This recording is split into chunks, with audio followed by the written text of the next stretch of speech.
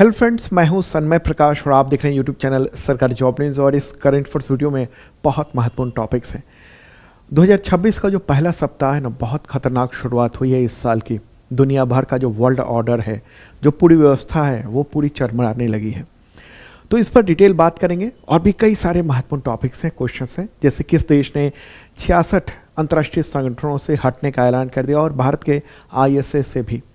Trump ने रूसी तेल लेने पर भारत सहित तमाम देशों पर कितना टैरिफ बढ़ाने का बिल पास कर दिया है। बम्पर टैरिफ होने वाला है भारत पे। Badminton world federation athletes commission जो है उसकी चेयरपर्सन कौन बनी है। दक्षिणी ध्रुव पर पहुंचने वाली सबसे कम उम्र की भारतीय महिला कौन बन गई है। सुपर मून हुआ था अभी, उस दौरान चांद जो है ज़्यादा चमकीला दिख रहा था। कितना चमकीला दिख रहा था और कहाँ तक पहुँच गया था, कितनी दूरी थी कम होकर। किस राज्य ने स्थानीय निकायों के चुनाव के लिए अधिकतम 2 बच्चे का जो नियम था वो समाप्त कर दिया है। उससे ज़्यादा होने पर वहाँ चुनाव नहीं लड़ सकते थे, अब वो ख़त्म हो गया। क्यों हुआ है? किस राज्य में दुर्लभ रंग वाला तेंदुआ दिखा है जिसको सैंडवुड लेपर्ड कहा जा रहा है? किस शहर में कलिंग साहित्य उत्सव का आयोजन किया गया है? राष्ट्रपति की मंजूरी मिल गई है शांति विधेयक, तो अब कानून बन गया है। तो ये किस क्षेत्र से जुड़ा हुआ है और क्या क्या चीज़ें होने जा रही है, और भी कई सारे महत्वपूर्ण टॉपिक्स हैं, सब पर चर्चा करेंगे दोस्तों। शुरू करते हैं। और हाँ, पिछले साल का मैराथन वीडियो अवेलेबल है, अगर आपने नहीं देखा तो ज़रूर देखिएगा। यूट्यूब चैनल सरकारी जॉब न्यूज़ पर 2 पार्ट में वो अवेलेबल है। करीब दोनों का आवर्स लगभग 10 घंटे के आसपास का है। और PDF भी अवेलेबल है वो शार्प लर्निंग ऐप पर। और जो मेंबरशिप प्लान है करंट अफेयर्स की तैयारी के लिए, उस पर बम्पर छूट चल रही है, बस 1-2 दिन में समाप्त हो जाएगा। उससे पहले आप ऑफ़र का लाभ उठा सकते हैं। तो शुरू करते हैं दोस्तों आज का ये महत्वपूर्ण करंट अफेयर्स। और 2026 का जो पहला सप्ताह बीत रहा है, साल का सबसे खतरनाक शुरुआत हुई है। क्या क्या शुरुआत हुई है, क्या क्या हुआ है? वेनेजुएला पर अमेरिकी हमला हुआ। वहाँ के राष्ट्रपति निकोलस मादुरो और उनकी पत्नी का अपहरण किया अमेरिका ने, उठा कर ले गया अमेरिका अपने देश में। ग्रीनलैंड को लेने का अमेरिका का प्रयास तेज हो गया है। कह दिया है हम तो खरीदेंगे, अगर नहीं बेचा, मतलब ग्रीनलैंड जो है ना वो डेनमार्क का है, और कह दिया कि डेनमार्क ने अगर नहीं दिया तो फिर हम कब्जा कर लेंगे, सेना उतार देंगे। पूरा यूरोप स्तब्ध है कि एक तरफ जो अमेरिका उसका दोस्त हुआ करता था, आज वो दुश्मन की तरह बिहेव कर रहा है। रूसी परमाणु कमांड सेंटर और अन्य जो रणनीतिक ठिकाने हैं उन पर यूक्रेन ने हमला कर दिया था। उसके बाद से रूस और अमेरिका के बीच में समझौते की कोशिश रुक गई है। अभी अटलांटिक महासागर में रूसी टैंकर की अमेरिका के द्वारा कब्जा कर लिया गया है। सेना भेज दी अमेरिका ने, और रूस का जो टैंकर है, जो जहाज़ है बहुत बड़ा सा, उसको अपने मतलब कब्जे में कर लिया है और ले जा रहा है अमेरिका। ट्रंप ने अमेरिका का जो रक्षा बजट है 1.5 ट्रिलियन डॉलर करने की घोषणा की है बढ़ाकर, और जो डिफेंस कंपनी है उसकी क्षमता बढ़ाने का निर्देश दिया। मतलब कि आगे की युद्ध की तैयारी कर रहा है। क्या वर्ल्ड वॉर होने जा रहा है? क्या होने जा रहा है आगे? एनवीडिया जो बहुत बड़ी कंपनी है चिप की, जो ग्राफिक्स कार्ड बनाती है, चीन ने बिल्कुल अस्थायी रोक लगा दी है कि हम इसको नहीं खरीदेंगे। ठीक है, अंतर्राष्ट्रीय संगठनों से मतलब अमेरिका ने मतलब कह दिया है कि हम हट रहे हैं। 66 अंतर्राष्ट्रीय संगठन, उससे अलग हो गया है अमेरिका। ईरान में अस्थिरता है। अमेरिका और इजराइल की कोशिश है कि वहाँ पर अस्थिरता इतनी बढ़ा दी जाए कि ये सेना पहुँच के वहाँ पर कार्रवाई कर सकें। और जो वहाँ का पूर्व जो राजा था उसका बेटा, वो अमेरिका से बयान दे रहा है कि वहाँ पर सत्ता बदलनी चाहिए, मैं आऊँगा, मैं सत्ता करूँगा। सोने चांदी तांबा इन सब धातुओं के तमाम के रेट बढ़ते जा रहे हैं। तो मतलब पहला ही सप्ताह है, फर्स्ट वीक अभी बीता है, गुजरा है, और बहुत ही खतरनाक शुरुआत हो चुकी है ये जो हम लोग देख रहे हैं। ओके, तो ये स्थिति हो गई है। आगे न जाने क्या होगा। 2026 का जो शुरुआत है बहुत ही खतरनाक हुआ है। तो चलिए अब आगे बढ़ते हैं। कुछ पॉइंट्स तो मैंने बताए आपको कि क्या क्या बदलाव हो रहे हैं, लेकिन महत्वपूर्ण जो टॉपिक्स हैं, जिस तरह से क्वेश्चंस बनते हैं, उस पर फिर बात करते हैं और प्रश्न बनाते हैं, आपको बताते हैं। क्वेश्चन यहाँ पर होगा, किस देश ने जनवरी 2026 में 66 अंतर्राष्ट्रीय संगठनों, एजेंसी और आयोगों से हटने का ऐलान कर दिया, जिनमें कई यूनाइटेड नेशंस से जुड़ी हुई हैं और भारत का ISA यानी इंटरनेशनल सोलर अलायंस में शामिल है। आंसर का USA, जो शुरू में ही मैंने बता दिया और ये न्यूज़ देख रहे हैं। मतलब दुनिया के लिए अचंभा करने वाली बात है कि दुनिया जिस व्यवस्था से चल रही है उस पूरी व्यवस्था को अमेरिका तोड़ने की कोशिश कर रहा है। वैश्विक सहयोग जो अमेरिका का रहा है उससे पीछे हटने का एक बड़ा कदम उठा लिया है उसने। अमेरिका ने 8 जनवरी को मतलब वहाँ के जो प्रेसिडेंट हैं डोनाल्ड ट्रंप, उन्होंने 66 इंटरनेशनल ऑर्गेनाइजेशन एजेंसियों से हटने का ऐलान कर दिया। और साफ तौर पे वहाँ के जो विदेश मंत्री हैं मार्को रूबियो, उनका क्या कहना है आप देखिए। क्या है कि ये जो 66 हैं वो सब एंटी अमेरिकन हैं, अमेरिका के खिलाफ काम कर रहे हैं। और इनमें ये पूरी लिस्ट भी है, बहुत सारी लिस्ट है लंबी सी, लेकिन कुछ मैंने यहाँ पर दी है। उनमें 34 है यूनाइटेड नेशंस से जुड़ी हुई एजेंसियाँ। अमेरिका ने भारत और फ्रांस के नेतृत्व वाले जो इंटरनेशनल सोलर अलायंस है यानी ISA, जिसका मुख्यालय भारत में है, उससे भी अलग होने की घोषणा कर दी है और अलग हो चुका है वो।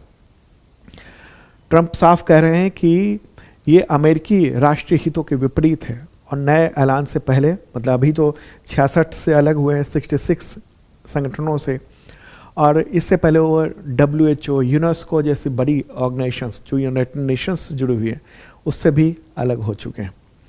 ISA एक बड़ा अंतर्राष्ट्रीय संगठन है जिसका उद्देश्य सौर ऊर्जा को बढ़ावा देना, सोलर एनर्जी को, जलवायु परिवर्तन से निपटना और विकासशील देशों को स्वच्छ ऊर्जा उपलब्ध कराना। और तो इससे भी वो अलग हो गया है और साफ तौर पर कहा है कि ये सब अमेरिका के खिलाफ काम कर रहे हैं। अब ऐसे में सवाल उठता है कि क्या इतने सारे संगठनों से वो अलग हो रहा है तो क्या यूनाइटेड नेशंस से भी अलग हो जाएगा वो पूरी तरीके से? तो अमेरिकी अधिकारियों ने इस पर भी बयान जारी किया। पत्रकारों ने पूछा कि क्या आप यूनाइटेड नेशंस से भी अलग हो रहे हो क्या? तो अमेरिकी अधिकारियों ने कहा है कि संयुक्त राष्ट्र से पूर्ण रूप से हटने की संभावना नहीं है, क्योंकि ट्रंप जो है वो वैश्विक मानक तय करने वाले महासंगठन का हिस्सा बने रहेंगे। इसके अलावा चूंकि अमेरिका जो है ना, चूंकि चीन और रूस वो संयुक्त राष्ट्र का सदस्य है, उसके पास वीटो पावर है, इसलिए ट्रंप जो है ना उसके प्रभाव का मुकाबला करने के लिए उस बातचीत में शामिल रहेंगे, यानी यूनाइटेड नेशंस में शामिल रहेंगे। ट्रंप चीन का मुकाबला करने के लिए कुछ और संगठन है यूनाइटेड नेशंस से जुड़े हुए, जैसे अंतर्राष्ट्रीय दूरसंचार संगठन, अंतर्राष्ट्रीय समुद्री संगठन, इंटरनेशनल लेबर ऑर्गेनाइजेशन, ऐसे संगठनों के साथ जुड़ाव जारी रखना चाहेंगे। ऐसा साफ तौर पे ट्रंप ने और उनके अधिकारियों ने कह दिया है। ट्रंप का क्या कहना है? पूरी तरीके से दावा किया है उन्होंने कि ये जो तमाम संगठन है, इन संगठनों को बम्पर पैसा दे रहा है अमेरिका, लेकिन कोई फ़ायदा नहीं मिल रहा है। ठीक है, इनका अलग एजेंडा चल रहा है, वैश्विक एजेंडा चल रहा है और अमेरिका के लिए एजेंडा वो लोग काम नहीं कर रहे हैं, चीन के समर्थन के लिए काम कर रहे हैं। तो ये सब बातें कही हैं ट्रंप ने। ठीक है, अच्छा, इससे पहले जब WHO और यूनेस्को से अलग हुआ था अमेरिका, तब तो ट्रंप ने कहा था कि WHO अमेरिका से अनुचित भारी भुगतान की मांग करता है, मतलब फंड मांगता है, और वो हमारे लिए काम नहीं करता है, हमारी बात नहीं मानता है, ये सब कहा है। अब इस पर संयुक्त राष्ट्र पर क्या असर होगा इस सब चीज़ों से? इसका मतलब ये होगा कि जो तमाम एजेंसीज़ हैं उन सब की फंडिंग में कमी आ जाएगी। अमेरिका मेंबर होने के नाते इन सब संगठनों से को फंड देता है बड़े पैमाने पर। ट्रंप पहले भी संयुक्त राष्ट्र की कई एजेंसियों को जो स्वैच्छिक योगदान है उस पर कटौती कर चुके हैं। अमेरिका और यूनाइटेड नेशंस खुद अभी पैसे की कमी से जूझ रहा है और उसने यानी एंटोनियो गुटेरेस जो हैं यूनाइटेड नेशंस के सेक्रेटरी जनरल, वो तमाम देशों से अपील कर चुके हैं कि फंड दें ताकि यूनाइटेड नेशंस जो है और उसके संगठन ठीक से चल सकें। लेकिन अमेरिका ने एक तरह से कड़ा प्रहार किया है यूनाइटेड नेशंस के तमाम ऑर्गेनाइजेशंस पे और इसके अलावा भी अलग अलग ऑर्गेनाइजेशंस पे। भारत पर भी एक प्रहार माना जा रहा है। भारत के लिए भी झटका है कि इंटरनेशनल सोलर अलायंस जिसको भारत आगे बढ़ाना चाह रहा है उससे अमेरिका बाहर निकल गया। तो ये है महत्वपूर्ण बातें। और अमेरिका अब क्या कर रहा है? अमेरिका जो है ना वो पहले क्या करता था, इन तमाम संगठनों के माध्यम से अपनी जो है ना वो पहुंच दिखाता था, अपने प्रभुत्व बढ़ाने की कोशिश करता था। अब इनसे अलग हो गया। वो कहता है कि हमारे पास तो सेना है, हमारे पास टैरिफ है, हमारे पास बाजार है, तो हम टैरिफ की धमकी दे रहे हैं। टैरिफ जैसे उसने 50% तक भारत पर लगा दिया और 500% तक लगाने की बात कह रहा है। वो मैं अगले क्वेश्चन में बताऊंगा। ठीक है, तो सैन्य शक्ति को आगे बढ़ाना चाह रहा है। उसने साफ तौर पे ये कहा है, अमेरिका ने Syria, Iraq, Nigeria, Somalia, Yemen, Iran जैसे देशों पर हमला करने के लिए अपनी शक्ति का इस्तेमाल करने की भी मतलब इशारा कर दिया है। तो ये वर्ल्ड ऑर्डर जो है ना, ये जो पूरी व्यवस्था दुनिया की चल रही है, वो सब चरमराने की स्थिति में पहुंच चुकी है एक व्यक्ति की वजह से, और वो है ट्रंप। चलिए आगे बढ़ते हैं और अगला क्वेश्चन लेते हैं महत्वपूर्ण। यूएस प्रेसिडेंट ट्रंप ने किस विधेयक को मंजूरी दी है जिससे रूस से तेल खरीदने पर भारत सहित कई देशों के लिए टैरिफ बढ़कर कितना हो जाएगा? आंसर होगा 500%। अभी तो 50% पर यह हालत है कि भारत का जो एक्सपोर्ट है ना अमेरिका को, वो गिर गया है, बहुत गिर गया है। और भारत का दूसरा सबसे बड़ा व्यापारिक साझेदार अमेरिका है। पहला तो चीन है, उसके बाद अमेरिका है। और हम अमेरिका के साथ मतलब ट्रेड पॉजिटिव में थे, फ़ायदा था भारत के लिए। चीन के साथ तो डेफिसिट में है, हम नुकसान में। लेकिन 50% जो टैरिफ लगा, 25% टैरिफ था और 25% जुर्माना कि रूस से हम तेल ले रहे हैं इसलिए। लेकिन अब उसने एक ऐसा बिल को मंजूरी दी है, ऐसे बिल को बाद में अब ये कांग्रेस में जाएगा, यानी वहाँ की संसद में जाएगा ये बिल और वो पारित होगा। लेकिन ये 500% जो टैरिफ है ना, ये एक बड़े झटके से कम नहीं है भारत के लिए, ये अभी इशारा है, ठीक है। तो अमेरिकी राष्ट्रपति डोनाल्ड ट्रंप ने 8 जनवरी को रशिया सैंक्शंस एक्ट ऑफ 2025 उसकी इस बिल को मंजूरी दी है। और ये जो बिल है ना, वो किसने इसको तैयार किया है मुख्य तौर पे अगर हम कहेंगे तो सीनेट की जो बजट समिति है उसके प्रभावशाली अध्यक्ष हैं और वहाँ के सीनेटर हैं ग्राहम लिंडसे। ग्राहम लिंडसे आजकल बहुत ही मतलब मजबूत व्यक्ति के तौर पर देखे जा रहे हैं और ट्रंप के खास राइट हैंड के तौर पर अभी देखे जा रहे हैं।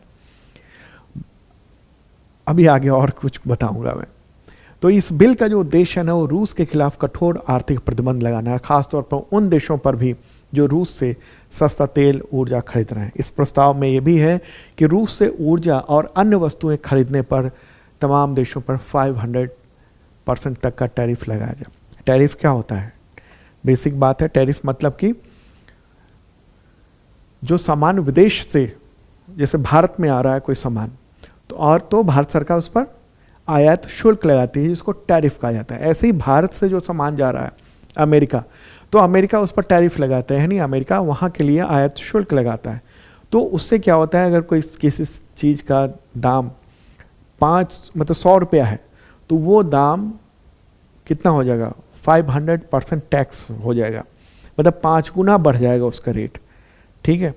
तो इतना ज़्यादा जब 500% टैक्स बढ़ जाएगा तो रेट ज़्यादा हो जाएगा। रेट ज़्यादा हो जाएगा तो भारत के सामान की पूछ होगी?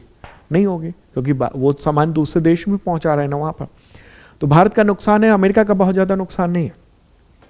और भारत का नाम लेते हुए इन्होंने, सेनेटर ग्राहम ने कहा है कि विधेयक ट्रंप को चीन, भारत और ब्राज़ील जैसे देशों पर ज़बरदस्त दबाव बनाने की शक्ति देगा और उन्हें सस्ते रूसी तेल की खरीद बंद करने के लिए प्रोत्साहित किया जा सकेगा, ये कहा है।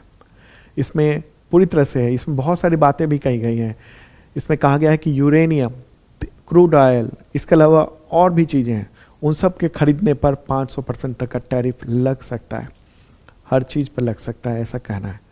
और भारत पर क्या प्रभाव पड़ने वाला है? देखिए, भारत, चीन, ब्राज़ील ये सब उभरती हुई अर्थव्यवस्था है और इसका सीधा सामना करना पड़ सकता है, क्योंकि भारत को अपने ऊर्जा ज़रूरतों के लिए बहुत ज़रूरत है सस्ता तेल की, और सस्ता तेल रूस से मिल रहा था। भारत पहले से ही अमेरिका के द्वारा लगाया गया जो 50% टैरिफ है उसका सामना कर रहा है, जो रूस तेल आयात करने के मतलब प्रतिकूल असर हुआ है भारत पर। अब भारत ने बहुत कम कर दिया है टैरिफ लेना।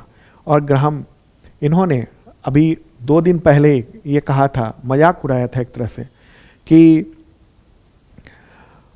भारत के जो राजदूत हैं अमेरिका में, उन्होंने इनसे कहा कि हमने कम कर लिया है सामान, मतलब रूस से ऑयल परचेज करना, तो हमारा टैक्स कम कर दिया जाए। मजाक उड़ाया इन दोनों ने, भारत का, भारत के प्रधानमंत्री का।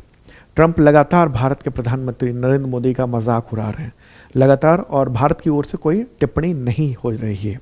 बहुत मतलब जिस तरीके से प्रहार हो रहा है भारत पर, उस तरीके से ये असर मतलब भारत नहीं दिखा पा रहा है इस वक्त। भारत ने लगातार तेल खरीदना कम कर दिया है फिर भी। तो ये है स्थिति भारत की। अभी एक तरह से कूटनीतिक परीक्षा चल रही है कि ट्रंप लगातार दबाव डाल रहे हैं और भारत उस पर कोई तीखी प्रतिक्रिया या कुछ कह नहीं पा रहा है। ठीक है, ये है महत्वपूर्ण बात। एक और क्वेश्चन लेते हैं, काफ़ी महत्वपूर्ण क्वेश्चन है और यह है किस देश ने जनवरी 2026 में वेनेजुएला से जुड़े हुए रूस और पनामा के तेल टैंकर जहाज़ों को जब्त कर लिया। आंसर होगा अमेरिका। अमेरिका ने यह काम किया है और ये न्यूज़ देख रहे हैं आप। यूएस मिलिट्री गई और इस जहाज को पर कैप्चर कर लिया। इस जगह पर इसके आसपास कुछ दूरी पर ही रूस की पनडुब्बियां थी मौजूद, लेकिन उसके बावजूद हेलीकॉप्टर से सेना गई अमेरिका की और उसने रूस के इस जहाज पर कैप्चर कर लिया। इसका नाम है मैरिनेरा और जबकि दूसरा जो जहाज था उसका नाम है सोफिया उस पर पनामा देश का झंडा था, लेकिन रूस ने कहा कि ये उसका था। अमेरिका का कहना है कि ये जो जहाज है वो बेला 2 या 1 नाम था पहले नाम, तो इसका नाम बदलने की कोशिश की गई थी और ये जहाज पूरी तरीके से ये शिप तेल टैंकर जो है ना वो वेनेजुएला से जुड़ा हुआ था, वेनेजुएला का था, लेकिन रूस ने कहा ये मेरा है। और अब इसके बाद से रूस और अमेरिका के बीच में जुबानी जंग बहुत ज़्यादा बढ़ गई है। रूस ने ये साफ तौर पर कहा है कि हम भी जवाब दे सकते हैं, हम भी सैन्य कार्रवाई कर सकते हैं। मतलब बात अब कहाँ तक चली गई है आप ये सोच सकते हैं। पीछा किया, बहुत बड़े पैमाने पर पीछा किया। हम आपको दिखा रहे हैं, ये देखिए आप मैप के जरिए। वेनेजुएला के पास जा रहा था और फिर बैक हो गया था ये इधर से आकर, और ये इस तरफ आइसलैंड यूके के बीच में अगर हम मैप के ज़रिए देखेंगे इस तरीके से आप देख सकते हैं। प्यारा भारत है अपना और ये यूरोप हो गया यहाँ और ये अटलांटिक महासागर हो गया। तो इधर से यानी ये दक्षिणी अमेरिका से इस तरफ से आकर और ये यहाँ आ रहा था और इसी जगह पर अमेरिका ने कैप्चर कर लिया जहाज़ को। और इस जहाज़ को कैप्चर करने के लिए यूनाइटेड किंगडम जो यहाँ है उसने भी मदद की। और यहाँ पर इस जगह पर ये अंतर्राष्ट्रीय जल क्षेत्र था, इस क्षेत्र पर किसी भी देश का कब्जा नहीं था है। ठीक है, तो ये जो रशिया है, रशिया की जो नेवी है यहाँ पर मौजूद थी, लेकिन उसके सामने में ये सब हो गया। तो ये 2 जहाज़ों को अगवा कर लिया गया है। ये स्थिति है, तनातनी है, पता नहीं आगे ये जो साल है वो अंतर्राष्ट्रीय तौर पर क्या होने जा रहा है। अमेरिका अपनी तरफ से सैन्य मजबूती का काम कर रहा है, हथियार बहुत बड़े पैमाने पर बनाने को कह दिया है अपनी कंपनियों को कि आगे भविष्य में बहुत कुछ होने वाला है। अब देखते हैं आगे क्या क्या होता है। अभी शुरुआत बहुत ख़राब हुई है पूरी दुनिया का लिहाज से अगर मैं कहूँ तो। जो अंतर्राष्ट्रीय तनाव है बहुत भयानक तनाव देखने को मिल रहा है। चलिए अब आगे बढ़ते हैं और अगला क्वेश्चन लेते हैं। उससे पहले बताऊं कि अगर आप करंट अफेयर्स की शानदार तैयारी करना चाहते हैं तो शार्प लर्निंग ऐप पर जो गूगल प्ले पर मिल जाएगा आपको, वहाँ पर आप करंट अफेयर्स की मेंबरशिप ले सकते हैं। 2 तरह के मेंबरशिप प्लान है। एक बेसिक मेंबरशिप प्लान है जो कि एसएससी टीचर, रेलवे, पुलिस, राज्यों के एसएससी लेवल का है। दूसरा है ISPSS लेवल का, तो उस पर बम्पर छूट चल रही है, न्यू ईयर ऑफर चल रहा है, बस 1-2 दिन में वो ऑफर समाप्त हो जाएगा। तो ज्वाइन कर सकते हैं आप शार्प लर्निंग ऐप। इस वीडियो के डिस्क्रिप्शन में लिंक भी दे दिया है मैंने। अगला क्वेश्चन, राष्ट्रीय पक्षी दिवस कब मनाया जाता है? तो 5 जनवरी को मनाया जाता है। हालांकि ये अमेरिका में मनाया जाता है, लेकिन अब भारत में भी इसको मनाया जाने लगा है अपरोक्ष रूप से। ठीक है, तो 5 जनवरी है। और अगर हम कहें कि भारत का जो राष्ट्रीय पक्षी है वो कौन है, तो मोर है, पिकॉक।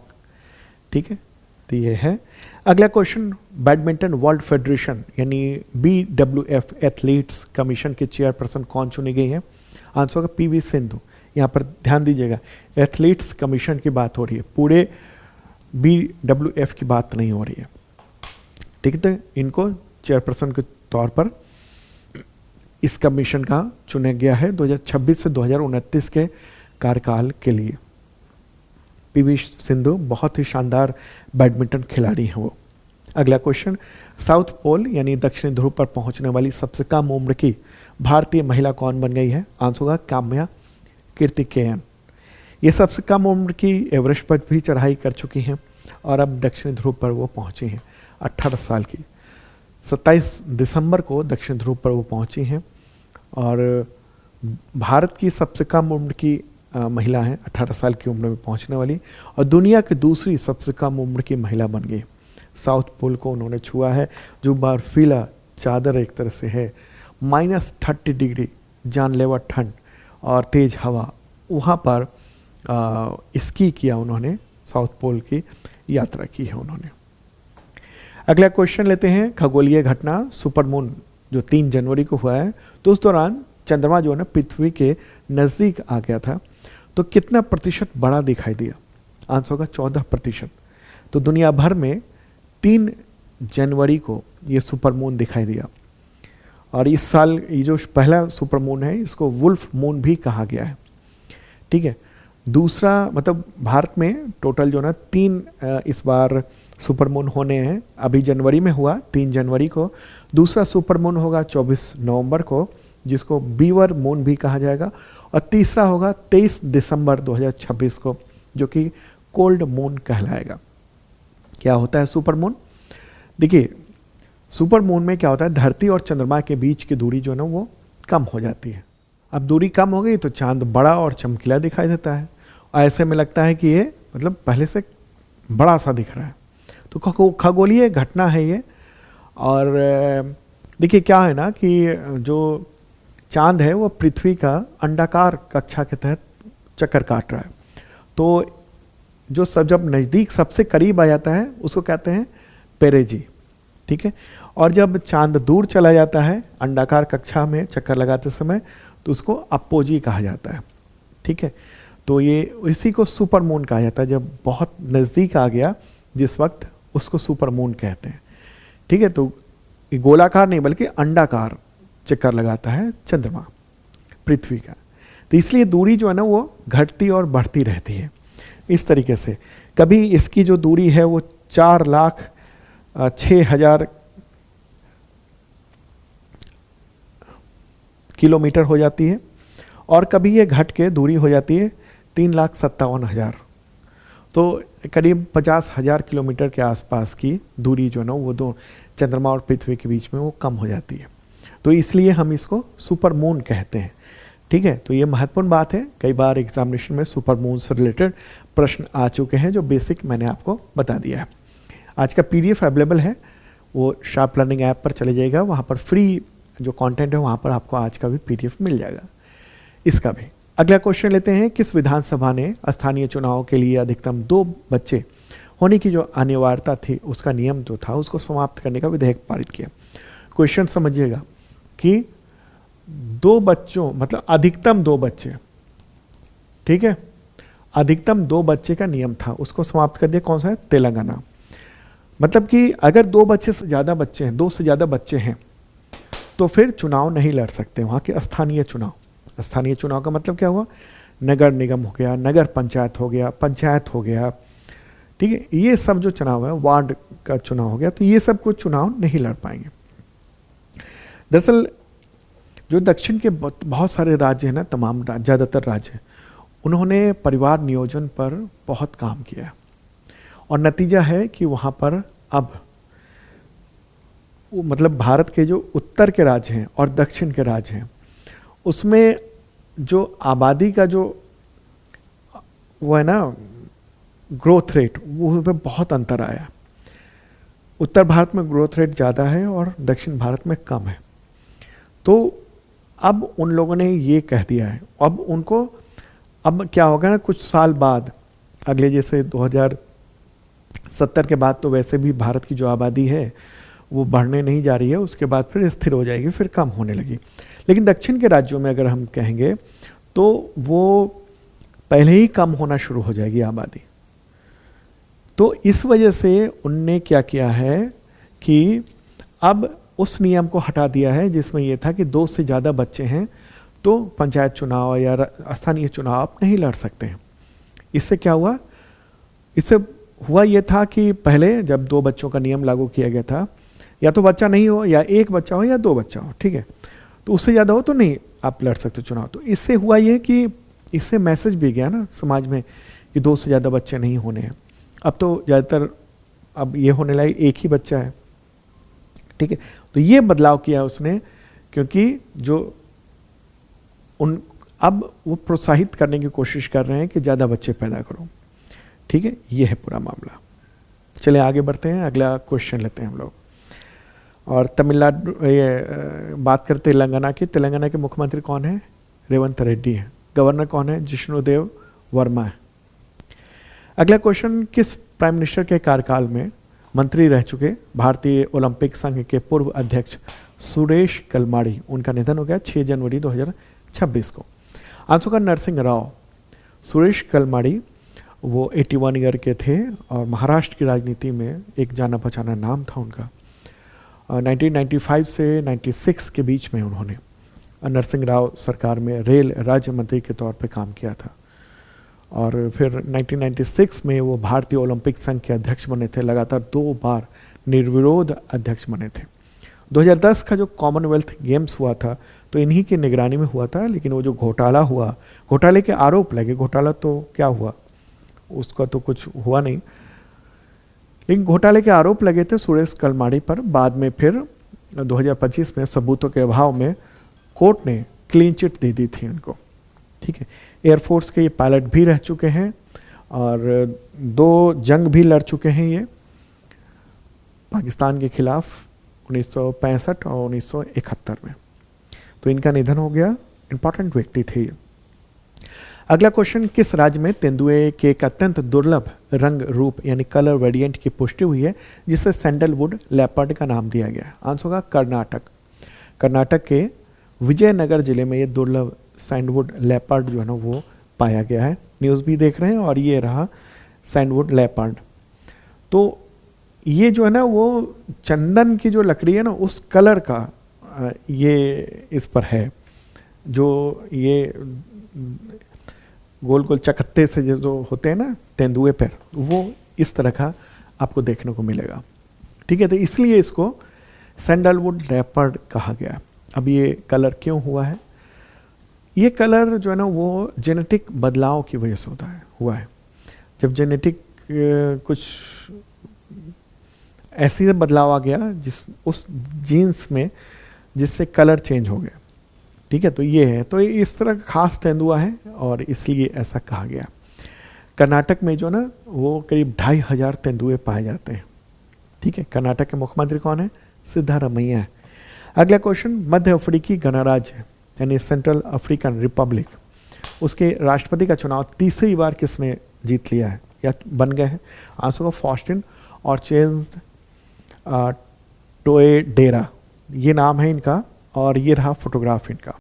ठीक है, तो ये मध्य अफ्रीकी गणराज्य है। 28 दिसंबर को चुनाव हुआ था, उसमें जीत हुई है और अब ये तीसरी बार वहाँ के राष्ट्रपति जो है ना वो बन गए हैं। हालांकि 2013 से ये देश जो है ना वो संघर्ष में उलझा हुआ है विद्रोहियों की वजह से। ओके, तो ये है महत्वपूर्ण बात। एक बार मैप के जरिए देख लीजिए देश, क्योंकि मैपिंग भी जानना जरूरी है। प्यारा भारत है अपना, और अब चलते हैं अफ्रीका की ओर। ये विशालकाय अफ्रीका है और इसी में ये है सेंट्रल अफ्रीकन रिपब्लिक, यहाँ से यहाँ पर। ठीक है, ये क्या है? ये लैंड लॉक्ड देश। क्या है? लैंड लॉक्ड देश। इसकी जो राजधानी है बेंगुई है, आबादी 60 लाख है। मुद्रा यहाँ पर चलती है CFA फ्रैंक, बोली जाती है फ्रेंच और सांगो। ठीक है, इसके जो पड़ोसी हैं वो चाड, सूडान, साउथ सूडान, DRC यानी डेमोक्रेटिक रिपब्लिक ऑफ कांगो। ठीक है, ये है कैमरून है उधर एक तरफ, और कांगो भी है ये। ठीक है, चले आगे बढ़ते हैं। अगला क्वेश्चन लेते हैं, किस शहर में कलिंगा साहित्य महोत्सव 2026 का आयोजन हुआ? आंसर होगा भुवनेश्वर में। ठीक है, ओडिशा की राजधानी भुवनेश्वर में ये भुवनेश्वर में आयोजित हुआ। 6 से 11 जनवरी तक आयोजन किया गया। ठीक है, ओडिशा के मुख्यमंत्री कौन है? मोहन चरण मांझी। अगला क्वेश्चन, राष्ट्रपति की मंजूरी के साथ ही शांति विधेयक 2025 जो ना कानून बन गया है, तो किस क्षेत्र से जुड़ा हुआ है? तो परमाणु ऊर्जा क्षेत्र से जुड़ा हुआ है, और इसमें प्रावधान है कि प्राइवेट व्यक्ति भी, प्राइवेट पार्टिसिपेशन हो सकता है न्यूक्लियर एनर्जी के क्षेत्र में। तो यहाँ पर शांति जो है ना उसको पीस मत समझ लेना। ठीक है, शांति अंग्रेजी में भी यही लिखा जाएगा, और यहाँ पर शांति का फुल फॉर्म क्या है? Sustainable harnessing and advancement of nuclear energy for transforming India, ये नाम रखा गया है, और इसलिए शांति कहेंगे हम। अंग्रेजी में इसको पीस नहीं कहना है, इसको शांति ही कहना है, ठीक है। तो अब जो परमाणु ऊर्जा क्षेत्र है वो निजी कंपनियों के लिए खुल जाएगा, ये कहा गया है, ठीक है। देखिए भारत में 2025 तक 8.9 गीगावाट क्षमता हासिल कर ली है भारत ने और बिजली उत्पादन की, और 2047 तक 100 गीगावाट तक पहुंचने का लक्ष्य रखा गया है। तो परमाणु ऊर्जा जो है ना, उस क्षेत्र में, उस परमाणु क्षेत्र क्षेत्र के लिए 37,000 करोड़ से अधिक का बजट है। तो विधेयक में यही है कि अब प्राइवेट एंटिटी भी शामिल हो सकती है इस क्षेत्र में, ठीक है। तो जो भारत की कुल स्थापित बिजली क्षमता है उसका 1.5% और उत्पादित जो बिजली है उसका 3% दोनों परमाणु ऊर्जा क्षेत्रों से आता है। और तो भारत जो है ना प्राइवेट सेक्टर को एंट्री देने जा रहा है, और इसके तहत एक महत्वपूर्ण काम भी हुआ है। 2 तरह के कानून इससे जुड़े हुए वो निरस्त कर दिए गए हैं। कौन कौन से? एक तो परमाणु ऊर्जा अधिनियम 1962 और नागरिक परमाणु क्षति दायित्व अधिनियम 2010, इसको निरस्त कर दिया है। अगला क्वेश्चन लेते हैं। प्रश्न यहाँ पर होगा, पर्यावरण मंत्रालय के एक विशेषज्ञ पैनल ने किस राज्य में कलाई 2 जल विद्युत परियोजना के लिए पर्यावरण मंजूरी की सिफारिश की है, जिसे पर्यावरणविदों ने संकटग्रस्त श्वेत उदर यानी सफ़ेद पेट वाला जो बगुला है उसके लिए खतरा बताया? आंसर होगा अरुणाचल प्रदेश, और ये न्यूज़ भी आप देख रहे हैं इंडियन एक्सप्रेस में, ठीक है। एक बार अरुणाचल प्रदेश चलते हैं जो कि यहाँ पर है, ये वाला हिस्सा आप देख रहे हैं, ओके। तो ये कलाई 2 जल विद्युत परियोजना है, और अरुणाचल प्रदेश के अंजौ जो जिला है वहाँ के लोहित नदी पर बन रहा है। 1200 मेगावाट की बड़ी परियोजना है, और ये रन ऑफ द रिवर परियोजना है, मतलब चलती हुई धारा के साथ बिजली बनाई जाएगी। तो बिजली बनाई जाएगी, और इसका मतलब पर्यावरण पर जो असर पड़ेगा उसको लेकर एक आकलन करवाया गया था, उसमें रिपोर्ट दे दी है। तो इसमें ये चिंता जताई जा रही है पर्यावरणविदों के द्वारा, ये जो बगुला है ये बड़े पैमाने पर वहीं पर पाया जाता है, ख़ास तौर पर जिसका पेट सफ़ेद है, तो उसको नुकसान हो सकता है, यही चर्चा ये चल रही है। तो इसमें जो महत्वपूर्ण बातें हैं कई सारी, वो आपको याद रखना है। क्या क्या याद रखना है आपको? कि कलाई 2 जल विद्युत परियोजना ये कहाँ पर है? तो अरुणाचल प्रदेश में है, ठीक है। अरुणाचल प्रदेश के किस ज़िले में ये बन रहा है? तो अंजौ, ठीक है। और ये किस नदी पर है? ये जो परियोजना है वो ये वहाँ की लोहित नदी है, लोहित नदी उसी पर है, ठीक है। और सफ़ेद पेट वाला जो बगुला है उसको लेकर चिंता जताई गई है, ठीक है। तो अरुणाचल प्रदेश तो दिखाई अपने मैप में, उसकी राजधानी क्या है? ईटानगर, और मुख्यमंत्री कौन है वहाँ के? पेमा खांडू हैं। अगला क्वेश्चन, विश्व युद्ध अनाथ दिवस कब मनाया जाता है? तो 6 जनवरी को मनाया जाता है युद्ध अनाथ दिवस। अगला क्वेश्चन, विश्व हिंदी दिवस कब मनाया जाता है? 10 जनवरी को मनाया जाता है विश्व हिंदी दिवस, ठीक है, विश्व हिंदी दिवस। तो दोस्तों ये था इंपॉर्टेंट करंट अफेयर्स आप सभी के एग्जामिनेशंस के लिए, और अभी छूट चल रही है। शार्प लर्निंग ऐप पर जाकर करंट अफेयर्स की तैयारी के लिए मेंबरशिप प्लान ले सकते हैं आप, आपके एग्जामिनेशन की बहुत शानदार तैयारी हो पाएगी। ओके, कल फिर मिलते हैं, बाय।